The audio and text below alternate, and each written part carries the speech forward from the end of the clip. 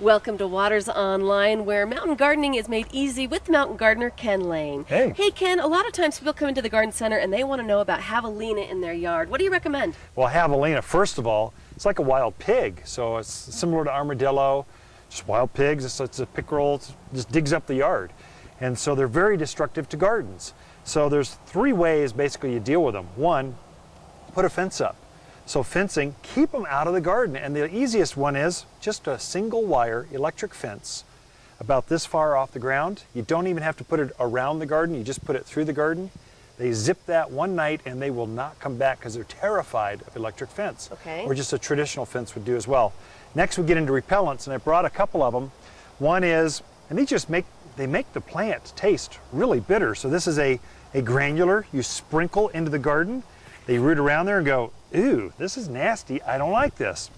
The other one's going to be a spray that you spray onto the actual foliage, and again, as they nibble on it, they go, ooh, that tastes bad. So that's the next one.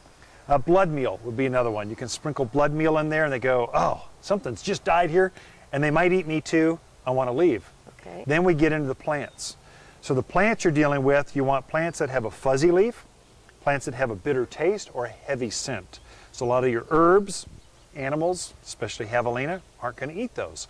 So I've got a couple of here. This is butterfly bush. It's also called a summer lilac because it just is so famous in the summer. This comes in different colors, but again, it has a fuzzy leaf. You see this two-toned leaf. They don't like that. It gets caught, that back leaf gets stuck in their throat and they kind of go, ugh, I can't deal with this. So great plant that Javelina aren't going to eat.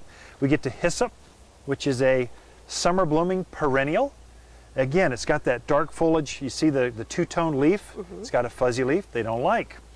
We get red hot poker. Ooh, I'm setting down my little baby Javelina. We'll throw that off to the side. We've got red hot poker, which is a perennial. It's got a bitter taste. They don't like the taste of this plant, so they won't eat it. Okay. This is portulaca. It's also related to sedums. They're not going to eat this because it's got a very bitter sap to it, and they don't like to eat that. The next one's going to be spirea. Basically, they leave the entire spirea family alone. They just don't. It's got two-toned foliage, and it's got a bitter taste to it.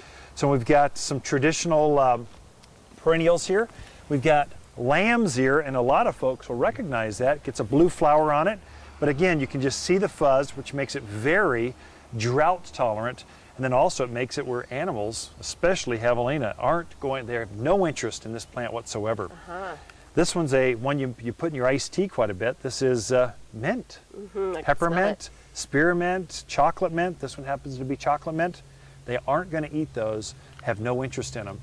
You've got catmint right there. Okay. And you would think they might like catmint because your cats like it so much, your Right. dogs, but Javelina, They don't like because of the scent, no interest whatsoever. This is coreopsis, reseeds like crazy. That's as tall as it gets, but again, because of the taste and a heavy scent to it, they don't like to eat that particular plant. A great perennial. And then you've got a couple here on your side. This is potentia. It's one of the classic summer bloomers, at least up here in the mountains of Arizona. They don't eat that one. And then you've got, go ahead and pull that one out. That's Dusty Miller. Again, can you see the fuzzy foliage? They don't eat, not even the flowers. They don't want to eat anything about this because again, they just don't like that taste in their throat. The last one's going to be pampas grass, probably the most famous of all the grasses, big plumes that you can cut off, bring in the house, or just showy in the landscape. They don't eat those grasses.